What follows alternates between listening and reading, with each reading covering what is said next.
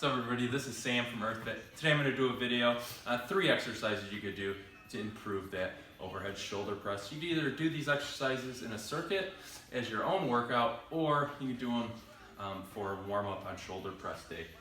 First thing we're going to do is internal-external rotations with a band. Now when you set up the band, you can do it on a rack, or if you're at home, you can do it on your fridge, whatever you can find to wrap the band around. You want it to be about where your elbow is, height-wise. So simply going to pull the band out, keeping this elbow tucked in to your side. If you don't have the mobility to do that, you could grab a towel and keep it on your side, keeping that towel there, okay?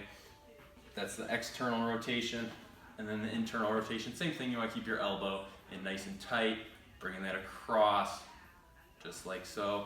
And then you would switch to make sure you hit both sides. Now we're doing the external rotation, and the left hand would be internal rotation on the right. You do about 6 to 8 reps if you're just doing it for a warm-up, about 3 sets. Obviously, if you're doing it for a workout, you could increase the volume on that. Next exercise we're going to do is we're going to work on retracting and depressing our shoulders. A lot of times people are rounded forward from being on their cell phones or driving in their car, and this kind of limits the range of motion on a shoulder press. So a good way to get out of that would be this exercise here, which is called a prone cobra.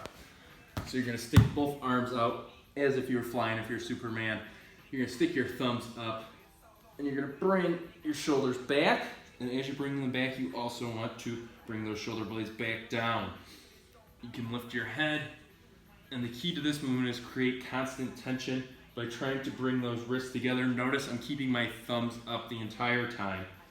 This can be very difficult depending on how you squeeze. For a warm-up, you want to do about 3 sets of 30 seconds. If you're doing it on your own workout, you'd want to do about 6 sets of 30 seconds, or 3 minutes total. So if you could do, 1 set or 3 sets of 1 minute each, you could do that as well. And the final thing we're going to go over is a bottoms-up kettlebell press. What this is going to help you do is stabilize that shoulder in your press. Get a kettlebell. I have a light one here. Typically you want something a little heavier. You're going to get it up like this, and you're going to press straight up, imagining that elbows come in line with your ear as you press up, and then back down, just like you'd be doing in a shoulder press. Now, what's unique about this exercise is if you're moving your shoulders around, it's not stable. The kettlebell is just going to fall over. So you want to use something that's heavy enough to where it's challenging, but if you're on your shoulder press day, you do not want to, tire yourself out. So again, you could do 3 sets of that, 6 to 8 reps. Make sure you're switching sides. You're pressing the same side as that leg that's down. In this case, it's my left. That's the bottom of kettle press. So to recap, those are 3 exercises you could do. You can do them in a circuit if you want to do your own workout. Obviously load the weight more on the kettlebell, really hold that tension on the prone cobra, and increase the reps there on that.